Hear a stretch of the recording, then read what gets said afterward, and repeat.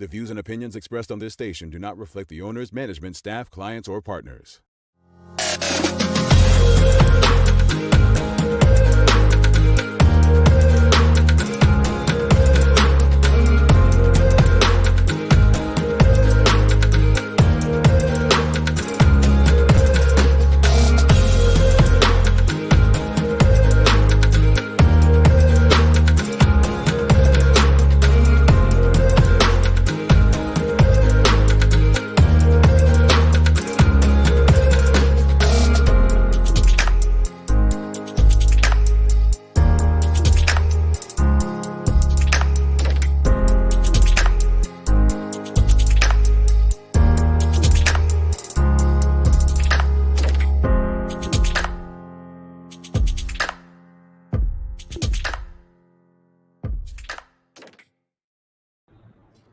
It's Monday, the 11th day of January, 2021. Welcome to the Daily Hour, brought to you by Medical House, One Communications, and Lindo's. I'm Jamal Hartman, along with Carla Zul. Thanks for making us part of your daily routine. If you're watching online, share the link. If you're on Facebook, start a watch party. If you're on Twitter, retweet it. Just get the conversation out there to your network. And don't forget to like and engage with us. A good one to begin the week as Bermuda Education Network's Teacher of the Year, Diamond Outerbridge, stops by. The Daily Play is a Who Said It, so Carla will be guessing a famous quote. But look, it's a new week, and after the week we had last week, aren't you exhausted for this week already? I mean, it was quite the opening to 2021 last week. But go ahead. No, I'm just giggling at all the people are like, happy December 37th, 2020 and stuff like that. That's funny to me. I'm saying the way 2020 went, though, it seems like it was a never-ending thing, and last week could have fit right into 2020. But we did have a weekend, and how was yours? Like, did you do anything to relieve yourself of what happened last week? What I'm going to do? I couldn't go anywhere, so what did I do? I made soup. I cooked soup, roast, spaghetti bolognese. I've been cooking all weekend. And then dreading today, because today everybody is doing online learning. Mm-hmm. And it's just, I just don't like it. Oh, so school wasn't in last week. It's back today? Only one of my sons was, but now both are. So it's the, are you up? Are you logged in? Mama, leave me alone. I've got this. I don't want to do it, Mama. You got to do it. It's that. Okay. All right. Well, for 6 more weeks. So should we say welcome back to school to you as well, and all the best in the next, do they call it semesters or terms out there? Just say I've learned how to do added, subtracted, and multiple fractions all over again. Oh, okay. Well, look, teacher Outerbridge is in the house today, so maybe she can assist you with your dealings in the whole online distance learning thing. But look, I'm not going to say it was a funny weekend, because what happened last week was quite serious. When all put together, it was serious. There were lives lost, but I couldn't help but laugh at the amount of, I was shocked. Okay. President Trump got banned from almost everything, folks. And I'm like, even Shopify? What do you do on Shopify? Because I was like, I looked at the list. I'm like, what could he possibly do on what? I'm assuming Shopify is a shopping site. So how could he watch that up? Selling merchandise, I believe. I think it's the merchandise thing. And I look, and we're gonna talk about this. Let's talk about it like this. When you look at the list of things he was banned from, I think Reddit, Shopify, Twitch, Twitter, Facebook, all of that stuff. Taking a neutral approach, one has to ask themselves, is it censorship or is it not? And Carrie Hilson, that's the singer, right? Mm-hmm. So Carrie Hilson took a bit of heat. And what she went on, I think it was her Instagram. It could have been Instagram, right? She went on Instagram and she basically said, forgive me, my eyes aren't what they used to be. I'm getting closer to Carla's age. She's quoted, "This may be funny, but it is a little dangerous too. Take Trump out of it for a moment. A democracy must include freedom of speech." Let me stop there, because I've repeatedly said on this program that freedom of speech does not mean freedom without consequences, right? So I think, can I call her Sister Carrie? Sister Carrie Hilson, I think is a bit, I would say, wrong in that respect. All right. She goes on to say, imagine other leaders or popular figures not being able to voice their opinion. Oh, yeah, Farrakhan. If it opposes the majority of world leaders, our freedom of speech being taken from us, slowly but surely, censorship.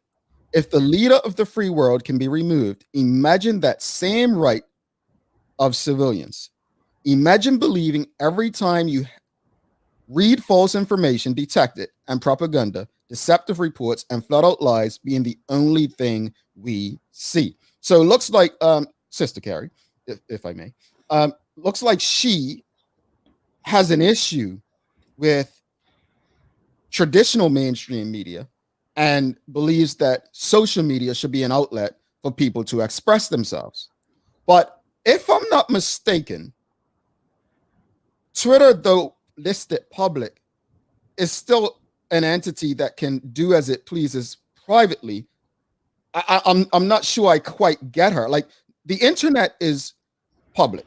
So if President Trump wanted to, he can go and start his own Twitter like thing, and then he can do that. So he's not being banned from the internet. Am I reading into this wrong? Well, I guess her and Stacey Dash will have a lot to talk about at lunch today, but I read it.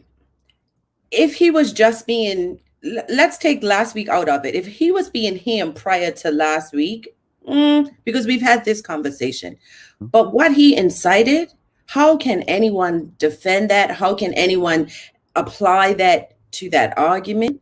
It's crazy to me. So I don't. Go sit down, Carrie. Yeah, yeah.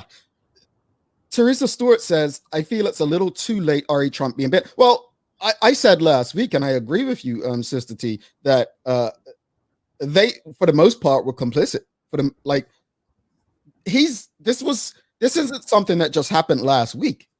This was steps into leading to what happened last week, and he most definitely, their platform is complicit in what happened. Elizabeth says his online shop that sells his MAGA crap was hosted on Shopify. So yeah, that's what. Elizabeth says their platforms, their rules. Trump has been breaking regulations since he got in office. He still has his freedom of speech, just not on other people's platforms. Exactly, and that's where I'm saying that he can pretty much create his own platform. Like, he can go and Trumper or whatever. I don't know a good name for a Trump Twitter, but you get what I'm saying. Yeah, exactly. So I find it interesting. Just like that guy that was in the one brother that was pictured in the Capitol chambers. That's her.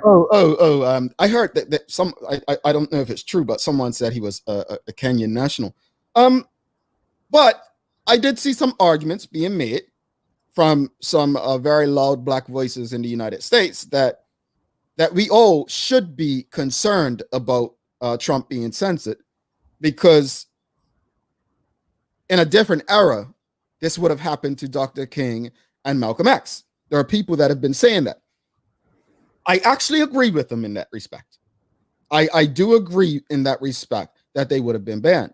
But what I would say is, if that were the case, then we got to get out of the habit of thinking that the only platforms we can communicate on are other people's platforms. If that's the case, then you find a different method to communicate effectively your message with who you're trying to connect with. I'm sure he will, with all his backers. They'll come up with something real soon. Let's give it about 2 weeks. Well, I mean, look, I'd like to get from the audience, like, do you feel that the ban on President Trump is censorship? Do you feel that Twitter, Facebook, Shopify, Reddit, Twitch, you name it, I mean, just everyone out there as right now, do you feel that they have a right to ban people because of their political beliefs? Now, I don't think it's because of their political beliefs. I believe it's because of the incitement of what comes with their political beliefs, but they feel differently. They feel it's freedom of speech. Do you feel that banning people who have thoughts like that is censorship? Bottom line, is it censorship? Liz says it's not censorship, it's a blessing, right? I mean, very rarely are you speechless, so because I just, Carla, I've been saying for ages on this show about the whole term freedom of speech. And I just don't believe it. Believing in freedom of speech is like believing in the American dream, right? And to me, the American dream's always been a nightmare for people like us. The American dream is almost a dream for certain people, a nightmare for others, and then reality for 1%, right? So when we discuss the idea of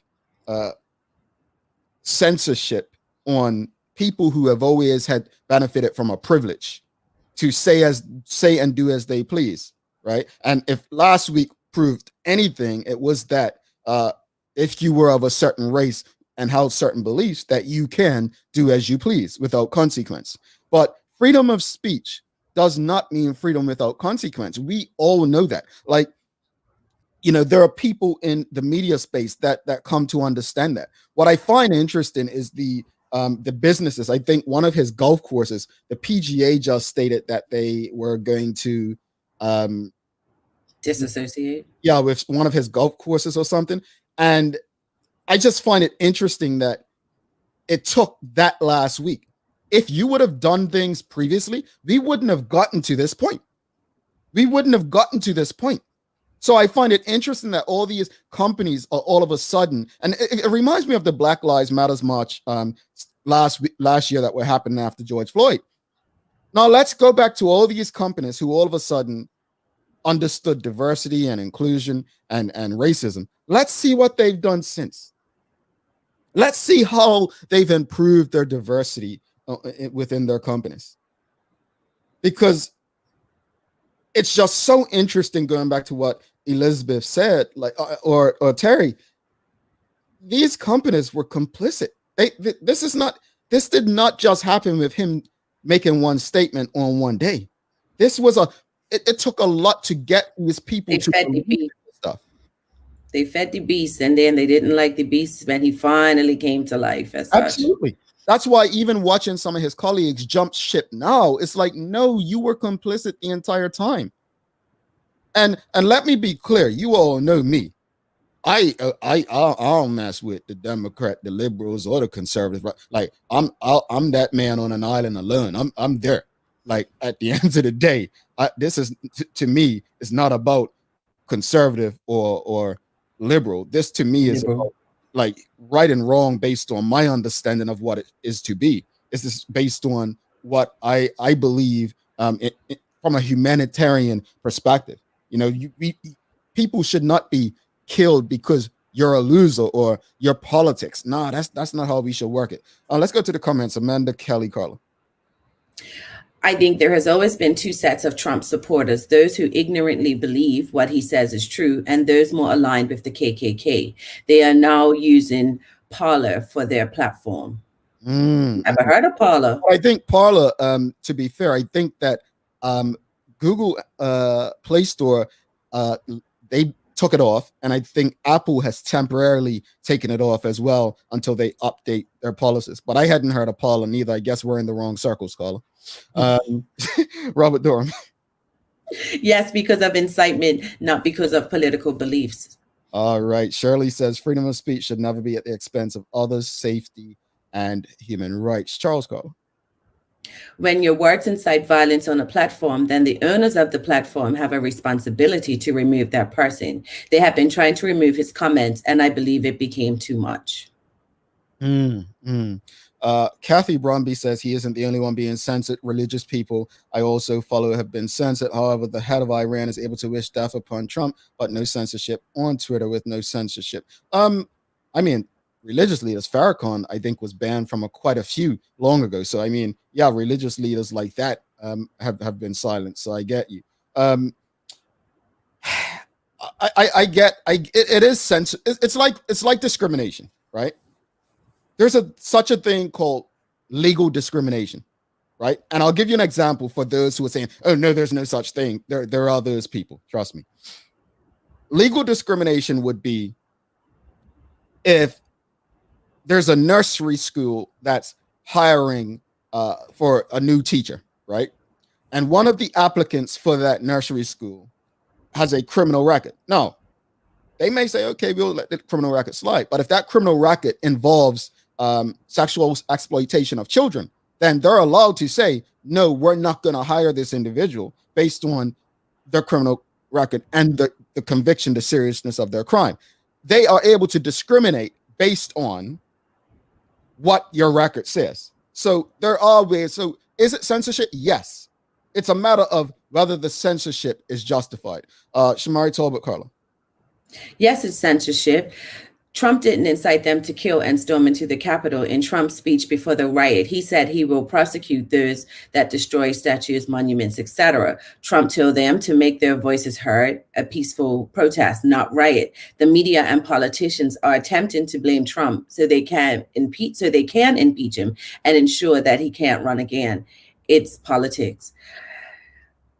Shamari, I disagree with you. I would disagree strongly with him.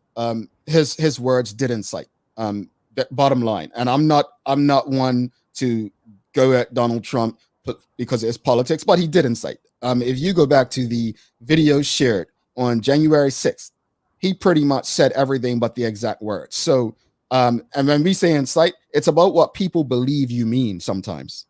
So no, I don't buy that. I completely disagree with you. Probably for the first time, Brother Talbot. Sean Smith says the social media platforms are liable and can be sued or have their license pulled based on content on their platforms. Read the agreement. Everybody just automatically check. Salima Shudberry says Amazon shut down Parlors, I believe she means. And let's go to Erna Emis says, people need to wake up and realize this is all leading to this is the abuse of their power because they don't come under Article 26. They're all abusing their power now, heading to one monopoly control. Free-minded thinkers and speakers should be concerned. Troy Glasgow says if Trump were anyone other than POTUS, he would have been banned long ago. Many have said this. And then Dijon Simmons says, how many of us actually read the community guidelines before you? Oh boy, here we go now, Dijon. Now you're getting there. Look, many of us don't read most of the things we sign up for. So this is a very important question though, because there, you know how they used to say the fine print, read the fine print. It's true. So chances are Trump's not an avid reader, that he did not read it, and he's been getting away with things for so long. Maybe Diamond can talk about literacy and presidency. Look, we're going to let you get to the news, and then we'll come back with our guest for the day, Diamond Outerbridge. Don't forget, folks, show us some love. Engage with us. Share, let people know that you're tuned into the Daily Hour as we grow and try to improve our community with this platform. Over to you, Carl.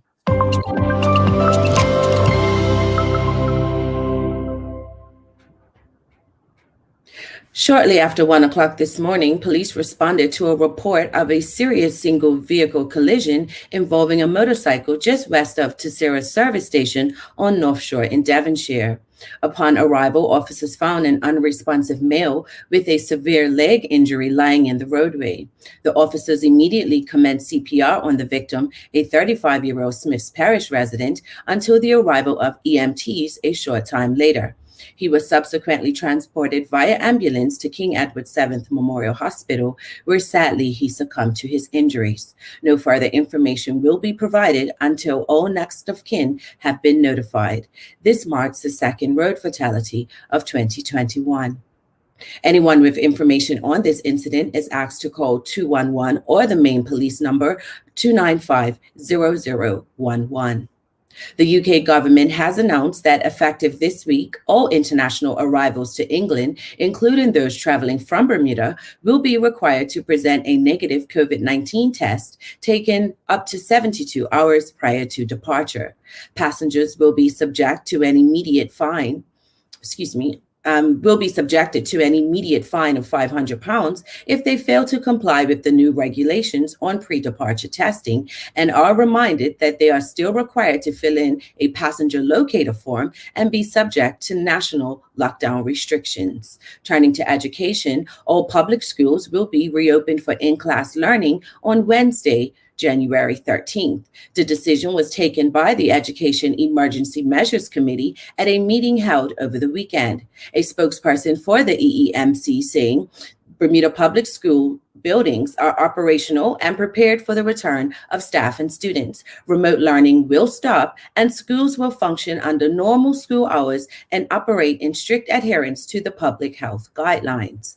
Minister of Education Diallo Raban adding, I'm asking our educators, parents, and students to continue to review and remain updated with the health guidelines for schools.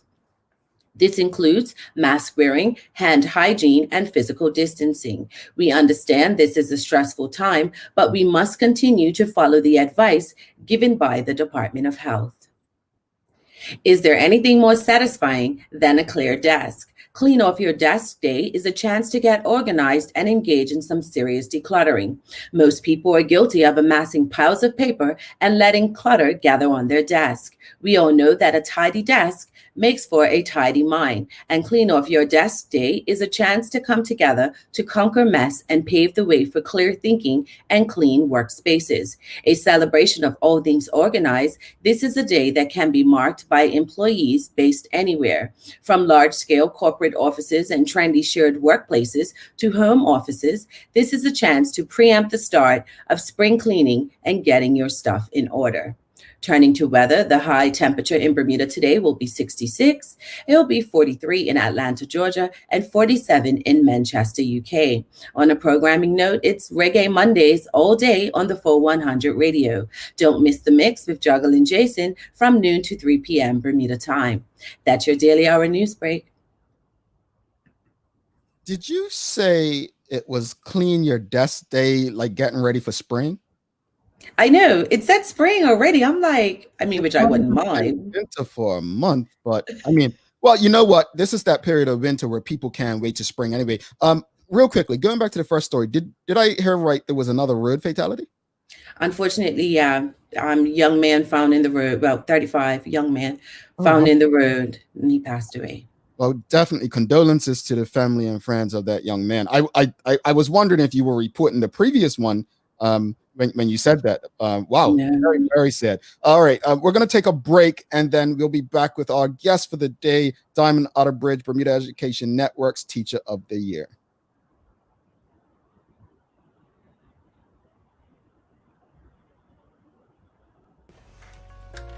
Good day, Medical House, Doris speaking. Can I help you? Medical House is Bermuda's leading one-stop shop for healthcare. Bermuda's top doctors, dentists, care homes, and the hospital choose Medical House for a wide range of products. Anything that we ask them to do, they come through. These same professional quality products are available to you for home healthcare. If we can use them, we definitely do so. Medical House is best known for its uniforms and footwear. It also has restaurant uniforms that stand up to even the toughest shifts. If you're on your feet all day, Medical House has comfortable and stylish shoes that are also durable and easy to clean. Everyone needs some help cleaning up, and Medical House has got it. Leading-edge janitorial, facility, and maintenance supplies are all here. Medical House is on Millreach Lane in Pembroke, where there's private parking right outside the door. Call or visit Medical House today. We're spotlighting a food producer whose products are made with real wholesome ingredients, such as the highest grade farm-grown vegetables and certified organic free-range livestock with no artificial ingredients or preservatives, and no compromising on the painstaking quality control. Imagine Foods believe that higher quality ingredients, meeting high standards of purity, yield greater nutritional advantages and a more satisfying flavor. This month, we're featuring Imagine Foods organic roasted turkey, vegetable wild mushroom, and savory beef gravy. Lindo's. Why go anyplace else?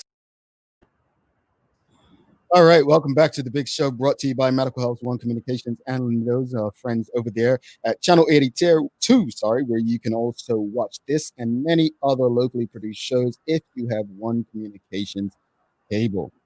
Without further ado, let's bring in our guest for the day. Bermuda Education Network's Teacher of the Year, Diamond Outerbridge. Diamond, welcome to the show. Hi there. It's a pleasure to be here. Thank you guys for this opportunity. No, thank you. So let's get right to it. Just before we get into the conversation, just speak to us. You're the Bermuda Education Network's Teacher of the Year. Congrats on that. Thank you. Tell us a bit about the award and how you were chosen. Well, teachers around the island, public school teachers, are able to nominate another teacher, another educator that they think is particularly exceptional. And what they do is they write in a little paragraph about that teacher, and then a board comes together. They bring those nominations together and they sort of narrow it down to the top 10. And then they go into those teachers' classrooms for a visit. And that's how they pick their top person. All right. Well, I mean, honestly, to be nominated by your peers is an awesome feeling. I know. Yes. So, congrats on that and keep up the great work. Well, I don't know if I should say in the classroom, but with the students. So the past 10 months has been a challenging time for many educators. How were you able to adapt to maintain that your students benefit from distance learning? I think there are some strategies that teachers have learned. You know, a lot of teachers have what we call a bag of tricks, you know, things that we can pull out, you know, activities and things to make the students more engaged. And so I've actually had some time to meet with people who do improv and ask them what strategies I could use to engage students, even though it's virtually. So different small games and hands up and block your camera and things like that help to bring the students in. But it is really difficult, not gonna lie, because, you know, my classroom is a warm environment and it's conducive to learning. A lot of the kids are at home where baby sister or big brother, whoever is shouting in the background, it's loud and it's, you know, they're still in their bed, even if they are sitting up. So it's difficult to engage them, much more difficult over online. Indeed. But we try. Yeah. I know what kind of student I was, so I know I would have been probably a pain in your but sorry. No, because I'm struggling. I have a 14-year-old that wants to do school in bed. It drives me crazy. So, hey, you work with students with various learning difficulties, but I read an article, and one thing that you emphasize is that you believe in bringing out the best in them, regardless of where they are on this learning spectrum. Why is that so important to you? Because I believe that they can achieve whatever it is in life that they want to achieve. You know, I think a lot of times we underestimate these students. We assume that because they have dyslexia or because they have a visual impairment, you know, that they cannot be successful, that they can't go to college, or that they can't have a career, or that they can't live a happy, normal life. But instead, you know, I encourage them that they can take all the steps necessary to reach their dreams. And it's really just about what modifications do they need. You know, if they are visually impaired, then what colleges provide the best support for that, you know? Or if they have ADHD, then what are some tools we can start working on in high school that they could carry with them the rest of their life to help them focus if they're not on some kind of medication? Yeah, it's definitely important to me. Now, I also read that when you were younger, your grandmother passed away, and then your mom took you to Ghana on a 3-week trip, and that you said that the trip really changed your life. How did that transcend? If you wish to share, what happened or what did you experience which gave you this lasting impression? And then how does that transcend into your classroom? That's a good question. Well, I was 10 years old when I went to Ghana. We stayed in a village there called One Africa. And prior to that, I had never really seen true poverty. You know, my mom was a single mom. Not that my father wasn't around, but they lived in separate countries. So my mother was a single mom. And so we weren't rich, but I had never seen that kind of abject poverty before. And while we were there, my mom had befriended a family who had a little girl who had a tumor on the side of her stomach. You couldn't see it on the outside, but you could see the lump, you know, on the side of her belly. And my mom worked tirelessly through about a year to try to raise funds to help this child to get away, to get the surgery necessary. And unfortunately, she didn't make it. And right before we were able to raise enough money, she died. And the school children were off for the occasion, and they carried the casket down the street. That was a powerful moment because even these young children had to deal with the reality of life. That was a very impactful moment for me, realizing, being able to put myself in other kids' shoes that weren't as lucky as I was. Even just after the passing of my grandmother, I was still able to see that I was incredibly lucky, that I was blessed, that I was, and I became much more grateful, for the things that I had. Another impactful thing was the slave dungeons. So most diasporic Africans can trace at least one of their relatives having come through Ghana, coming through those slave dungeons, to get onto the boats in order to cross the Atlantic. And so there's a huge door there that's called the door of no return, so that enslaved people would cross that door and they would never be seen again. So that's why it was called the door of no return. But so many diasporic Africans are returning now that on the other side of the door, they have a new plaque up that reads the door of return. And so as you go through the door of no return, knowing that at least one of your ancestors had to cross this door to get in order for you to be where you are now, and then to be able to turn around and bring some of their energy back with you through the door was powerful, even as a 10-year-old. My mother was crying her eyes out. I mean, as a 10-year-old, I couldn't experience it that deeply, but it was still incredibly powerful. And I guess I sort of realized the importance of understanding our own history and why that matters, or why we care about learning about the future or contributing to the future, knowing where we came from. And that's something I try to impart with my students. We learn a lot about history, and we try to connect. You didn't just arrive here in the middle of nothing. You arrived in the middle of history, and you're going to be contributing to history going forward. Now, you partnered with the Bermuda Education Network to create the BEN Book Club, which focuses on literacy for toddlers. How Yes. can parents who don't like to read be coached to read to their little ones? Well, I think that's one of the big issues. A lot of times parents don't like to read, and so their homes aren't full of books, and it's not something that their kids are seeing them doing for leisure, for pleasure. So it's seen as something that is just done in schools and then therefore not very fun. But I would say a lot of times we enjoy being read too, even as adults. I still enjoy being read too. And my students that are 14, 15, 16, 17, 18 still enjoy being read too. And so I think with this event, with the BEN Book Club, parents get to enjoy that feeling because we read the book aloud in an interactive style. And so it's fun even for them. And so they kind of remember what it felt like, that enjoyment of being read to. And then we also bring up strategies for reading to a toddler. It's not easy to read to a very small child because they don't want to sit still, or they're moving around. They want to turn the page before you finish reading, all kinds of reasons, or they'd much rather be on the iPad. And so what we do is we sort of highlight some strategies that can keep them engaged and make it more fun for you and them. Thanks again, Diamond. If anyone has any questions for Diamond, please feel free to share them in the comment section. Definitely always appreciate having people like yourself in these spaces to engage directly with our audience. Late last year, we had, I believe, Dr. Curtis Tweed on, and was speaking about an upcoming conference that was being put on, a virtual conference for reading, like helping educators and parents, read with their children or students. Right.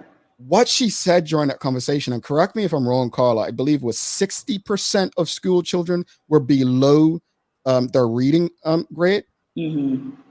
I think everyone was shocked, right? Yes. But what are some things that the Bermuda Education Network's book club are doing to improve this situation? So the one thing is to get books in the home. Okay, so we can't increase. First of all, if you don't have any books, then you're not going to be reading them, right? Secondly, if you don't enjoy it, you're not going to do it either. So the two things that we're working on are putting in culturally relevant and age appropriate books into the homes for free. and also encouraging parents along these strategies. So even just yesterday, I was speaking with a neighbor who showed me a video of him reading to his daughters. And the book he was reading was The Gruffalo. And I don't know if parents are familiar with that book, but it's one of my favorite preschool books, The Gruffalo. He changed his voice for every character in the book. And his young girls were so engaged, I was blown away just by changing his voice with the character. So that's one strategy that that parents can use. I mean, it seems silly, but that's exactly what will keep young kids engaged, you know. Also asking questions. So kids want to be engaged. It's just they have a short attention span. So what's on this page? Do you see the Gruffalo? Did you see the mouse? Things like that are open-ended questions so the kids can find, can you point this out to me? What sound does this animal make? Those kinds of questions help keep the students engaged, your young kids engaged. And also what the Ben Book Club provides as well, besides just the book, we also provide hands-on manipulatives that relate to that book. So that while the child is listening to you or engaged with you in the story, they also have something in their hands that's related so they can play with that while they're listening. It helps keep them engaged. We also provide activities like home activities that you can do with just simple household products that will also relate to the story. So it's a lot of extra things that we give you. And then we also provide an opportunity for parents to kind of practice these things with us, like let's say using a silly voice, because it can be a little bit intimidating when you've not read a book before and you don't enjoy reading and you're not even sure how to pronounce this character's name and you have your toddler that would rather be on an iPad, or you're a single parent and there's everything else on your mind besides entertaining your child with a book. You know, you may be more interested in getting dinner done and laundry done and all of that. And so giving these little incentives and breaking it down for how you can just really quickly engage your toddler for 5 minutes over this book, along with encouraging them about why that's important. So it may seem like, I didn't get read to as a child, so I'm fine, everything is fine. But there are amazing benefits for early literacy. And so giving these some of these statistics, some of this information to parents, I think is also helpful. So understanding that, you know, reading develops a young child's brain, reading to your child in an interactive style for just 15 minutes a day, just interactive, like, you know, you change your voice, kind of sounds silly. Doing that for just 15 minutes a day can increase your child's IQ by up to 6-7 points or more. You know, kids that have that engagement with their parents have improved attention spans, better concentration. They increase their self-confidence. They're more independent. They're more creative. They have a better imagination. They like school more. They love to learn. They even are more popular among their peers. You wouldn't think that reading would have so many effects, but early literacy, I mean, is everything. And you guys were talking about Donald Trump earlier. I can't imagine that he was read to very often as a child. Look at what happened, you know? So I would say that's my biggest, you know, and that's not even to mention the grammar and vocabulary and writing it, and even more articulate oral communication. I mean, I can't big up reading enough, you know. So encouraging parents with the books, here's the free book, also encouraging them with the strategies and the manipulatives and further activities that they can actually do with their children. I think that's really, it's all about increasing the love of this.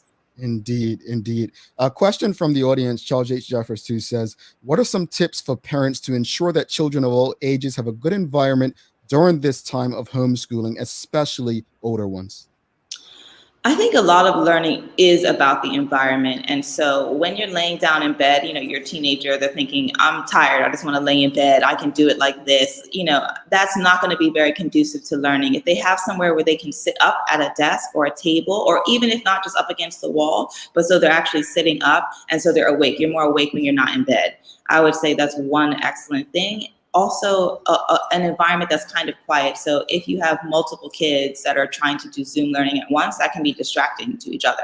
So if it's possible at all to sort of separate them so that they have a quiet space to do it, that would also be excellent. And one of the things that my students miss the most are incentives. So in the classroom, I have incentives and they do something right. There's an opportunity to get a Panther Pride Award. There's an opportunity to get tickets, which relate to all kinds of different classroom rewards. So I would say if there's any way for parents to help us along with these incentives, you know, because on Zoom learning, I can't give them, you know, a chocolate bar. I can't like, here's a chocolate bar through the camera, right? But if you're a parent and you know your child, there might be something that you could reward them with for consistently keeping up their grades, consistently keeping up with their classes, until we're back in in-person learning. So that's what I would say. Incentives and environment. Another question from the audience. Elizabeth says, do you know of any free online courses parents can use at home for additional at-home learning? That's a very good question. I think it would depend on the subject. You know, like if it's English, there are like ESL reading pages that take you through all kinds of different stages of reading and learning. But if it's like math, I think there's My iMaths and different programs like that. There's also a lot of video games and things. One of my favorite video games to play just to practice fact and opinion and problem solving skills is called Quandary. And that's a free video game. It's about space travel and whatever. My students love it. So anyway, I would say even just a quick Google search on games and things, you'll find so many free resources. And the students themselves may also know, or their teacher may have specific resources that they often refer the students to that you could ask them directly, that the student would then be also familiar with. All right. I heard you mentioned a parent home with multiple children. Obviously, there are challenges. Pre-pandemic, it was maybe the single parent who had multiple jobs and maybe didn't have the time to read to their children. Or now during pandemic, there may be the situation where they have multiple children at different levels. What would you advise in those situations? You know what? We're all struggling through this. That's what I'm going to say. It's hard for us. It's hard for them. When I say us, I mean adults. And it's also hard for students. It's hard for teachers. It's hard for parents. I would say patience and some extra kindness, some self-kindness, because it's not going to be easy. It's not going to be perfect. And it's not going to be exactly as it would be as if we were in school. So let's say you have 3 kids, one in primary, one in middle, one in high school. It might be very difficult to keep up with their Zoom learning. And I would say, look, forgive yourself. Just do the best that you can. If you can separate them in separate rooms and check in with them, check in with their teachers, ask if there's something that they need to have in advance. Like, do they need a notebook? Do they need paper and pen? Or is everything going to be on the screen? Those are setting them up with the basic things that they need, and then checking in with them and offering the incentives to say, okay, I see that you made it to all of your classes today because I checked Power School and I see that you've done that. Now here's the reward. Or I see that you haven't done X, Y, Z. Let's talk about it. So, and that's so much extra work on a parent. I think a lot of parents are feeling like they're also taking on the role of a teacher, and you can imagine that teachers often feel that way in the reverse. But I would say just some self-forgiveness. Do the best that you can. Teachers are here to support you, and we understand that it's difficult, And I would say also connect personally with your children's teachers. Connect with them and see what advice they might have, because every teacher is going to structure their online classroom differently, and they may then require different things. Indeed. Nikki Michelle says, don't know her, but wow, what a powerful woman. So glad she chose to be a teacher. Well, you know what? Speak to us about, I'm not sure if you mentioned this, but why did you choose to be a teacher and take this route as well? Like, speak to us a bit about that. Okay. Well, I think so many of us teachers were inspired by another teacher. And so, of course, that's my story as well. I had a 3rd grade teacher. I had just moved from Bermuda to the US, and I was having a very difficult time of the transition. I became very withdrawn. And, I used to love school so much, but moving into the US was quite difficult. And the kids weren't as nice as I had hoped that they would be. My accent was very thick, and so I felt kind of like a loner and sort of lost in that great big country. But my 3rd grade teacher, Mrs. Vospikian, she was excellent with me. She taught me poetry. In fact, the first poems that I ever wrote, she published in a book that I still have. She also encouraged the love of math. When I was bullied, she took the time to do an incredible bullying lesson with the students that I still use every year with my students. I'll never forget it. And since then, I was never bullied. I just appreciated the way that she cared for me. And I saw the impact on my life after that. And I realized that if I really wanted to make a difference, rather than trying to make a sweeping change, a sweeping difference with a large group of people at once, it's so much better to impact one life at a time. And everybody goes through a teacher. Everybody, if you're going to be a doctor, a lawyer, no matter what you become, you had to have gone through a teacher. Teachers have an amazing impact. And I thought, if I could change the world one child at a time, even if I only impact one child a year, that's worth it to me. That's definitely worth it to me. Well, I'm sure the students are lucky to have you, happy to have you, and you definitely are a breath of fresh air. Before we let you go, so you said something, and I'm smiling about it because I know what kind of student I was. I'll just leave it at that. Yeah. And when you said, it is a thing where a lot of parents who are home with their children right now feel like, hey, I'm doing the job of the teacher. And but you said, like, and whereas vice, the opposite, it was the teacher always felt like sometimes they were parenting. It's almost like some parents are now seeing what I mean. My God bless my mother. She never got to see how I was as a student, so I mean, she didn't have to do that.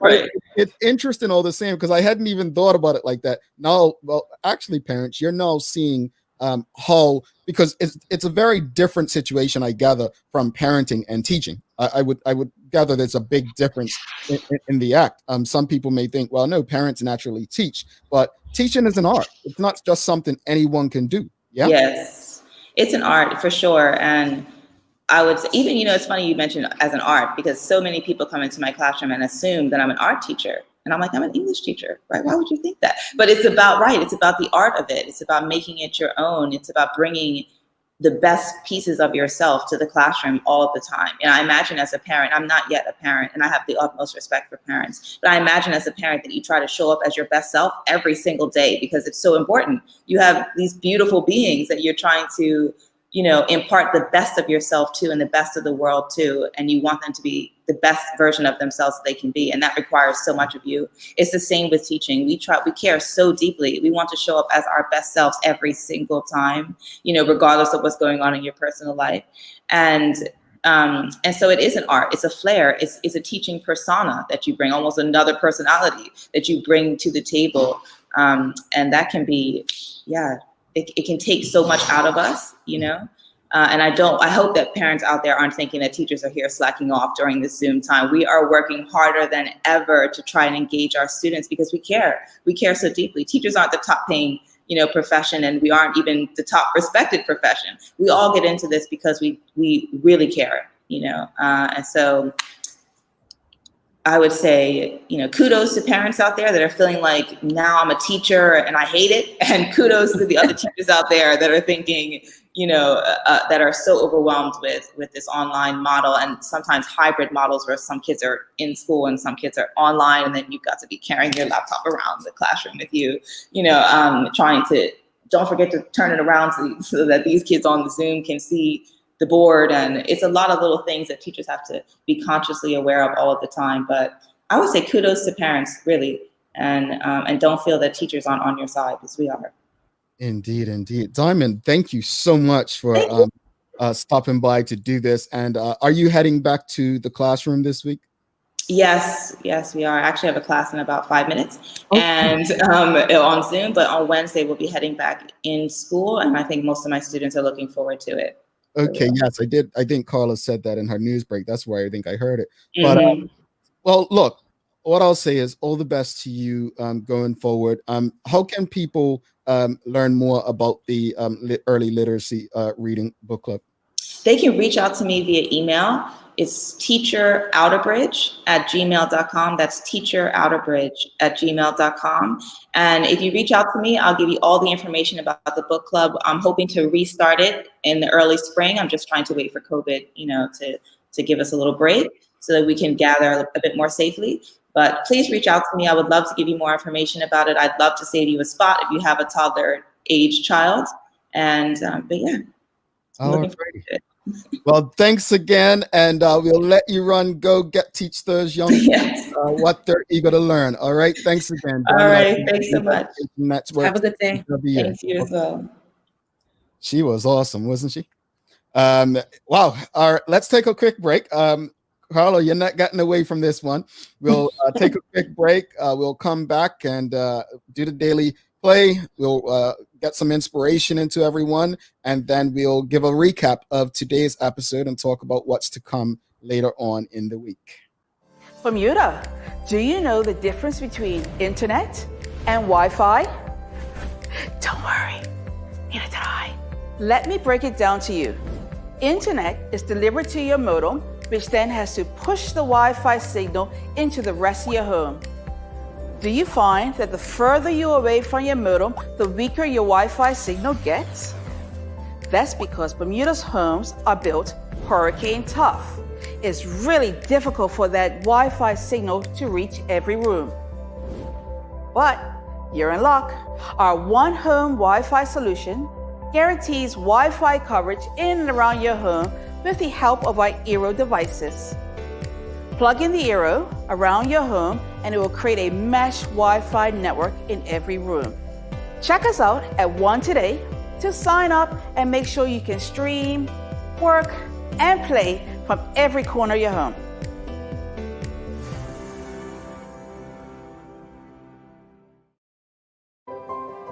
It took 14 days to build your business plan, 6 months to build the courage to leave your day job, 3 weeks to find the perfect location. It took 10 days to outfit your space just right. And 1 day before your first client walked in the door. All totaled, it took you a full year to get your business operational. And this is just the beginning. To the entrepreneurs, the risk takers, the people that shape our economic community, we salute you and are here for you every step of the way. BEDC, providing knowledgeable, progressive, professional, and innovative support to Bermuda businesses. All right, welcome back to the Big Show. Carla Zool, myself, Jamel Hartman. Thanks again to Medical House Linda's One Communications Mondays, Bermuda Economic Development Corporation. They'll be with us again next Monday. Thanks again to Diamond Outerbridge for a good conversation. What are your thoughts on the conversation? Obviously, Carla, you have 2 students at home right now. Yes, and a bottle of rum under my desk. No, I appreciate her. I really do. And I used to teach at Outerbridge. Remember, I taught English, but I respect any educator, because imagine what we deal with times 15 or times 30, depending on the size of their classroom. So, but I loved her enthusiasm, and I just think it's so important. When the teacher exudes enthusiasm, I think the students can't help but to give it back, which is a win-win. So kudos to her. I like that. It's almost like a boss. When your boss shows that, they're enthusiastic and they show us a level of appreciation, you can't help but want to repay them with that. I loved everything about Diamond's presentation and what she said. And I think for all the criticism that educators get, especially in Bermuda, I hope that she changes some minds and breathes a sense of understanding and appreciation into people who may feel like the quality of teaching has led to things that are being spoken about, like less schools, or the quality of teaching not being as good. So props to Diamond and every educator out there who goes to the classroom virtually right now, but back in the physical classroom, to try to make sure that the next generation is able to do their thing when they get of age. Even now, actually. So Carla, it's daily playtime. Help her out, folks. This is a difficult one. You've never heard me say it's a difficult one. So it's a difficult one. Just going to need your help. Ready? Mm-hmm. All right. Quote: "For racism to die, a totally different America must be born." Sorry. Quote: "For racism to die, a totally different American must be born." End quote.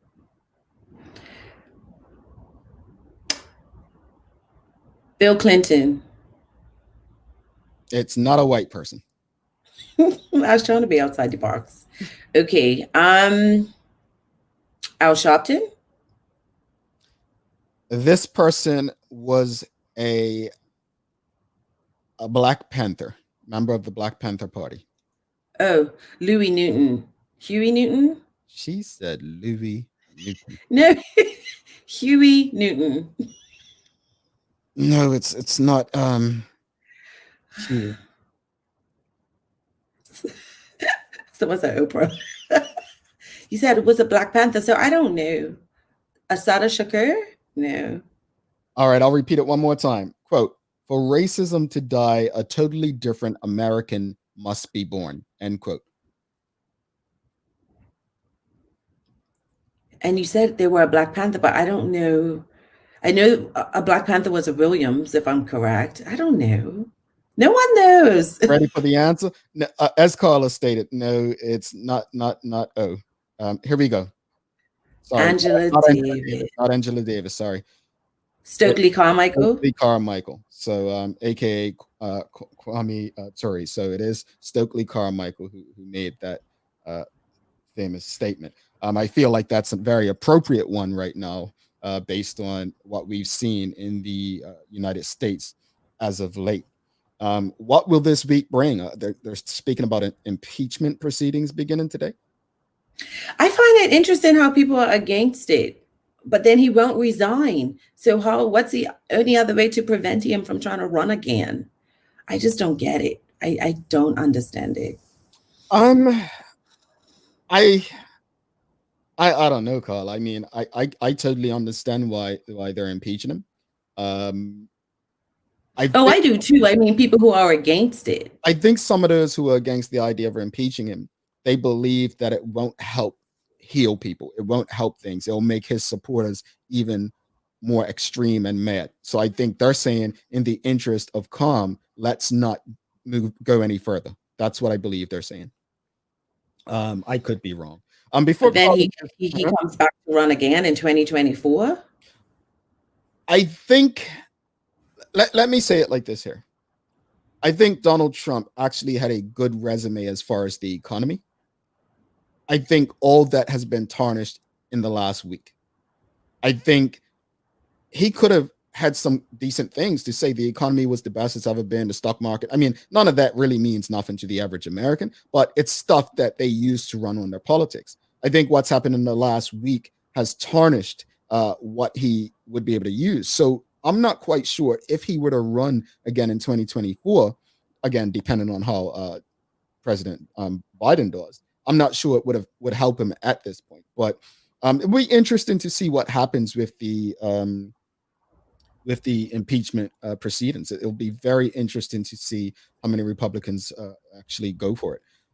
Before you go and do the inspirational thought of the day, let's give us some love, folks. Let's have a roll call. Let us know where, not what your platform you're on, but where in the world are you tuned in from on the Daily Hour. Let's have a roll call. I'll go first. I am in South Florida. Carla is in Dubai. I wish. Carla is in Manchester, United Kingdom. Let's go to a comment. Then we'll go to Carla's inspirational thought. Amanda Kelly says, it's American roots. You can't change the foundation. And Charles says, to be clear, they don't need to impeach him to prevent him further running. They can pass a resolution preventing him from running for national office again. Interesting indeed. All right, Carla, what you got for inspiration? Education is not the filling of a pot, but the lighting of a fire. W.B. Yeats. Nice. The lighting of a fire. Some people just need that fire to be lit inside them. All right. Looks like we have someone all the way in Hawaii. Oh, I want to be where they are. What time is it in Hawaii? Like 2 a.m. or something like that? We have Warwick, St. David's, Dover, Delaware, Columbia, Maryland, Atlanta, Georgia, Warwick, Bermuda, Scranton, Seaky Bay, Southampton, Bermuda. That is a lot of places in one. Looks like we have Court and Victoria. Those are the streets. It's working. Pembroke, Bermuda, Huntsville, Alabama. That was my first stomping grounds when I came to the U.S. Warwick, Bermuda. But yeah, thank you all so much for tuning in from wherever you are. Any final words, Carla? Just thank a teacher. I often do this. I send random messages to my son's teachers and say thank you, because sometimes as parents, we don't say it enough. Indeed, indeed. Definitely. Thank you once again to Diamond, and thank you to all the educators out there who continue to do their thing even in these difficult circumstances. And thanks again to our partners, Medical House One Communications and Linda's, for ensuring that we're able to do this with you. As always, we appreciate you, we love you, and we thank you for making us a part of your daily routine. If all goes well, we'll be back to do this again with you tomorrow. She's Carla Zul. I'm Jamel Hartman. Make it a good day.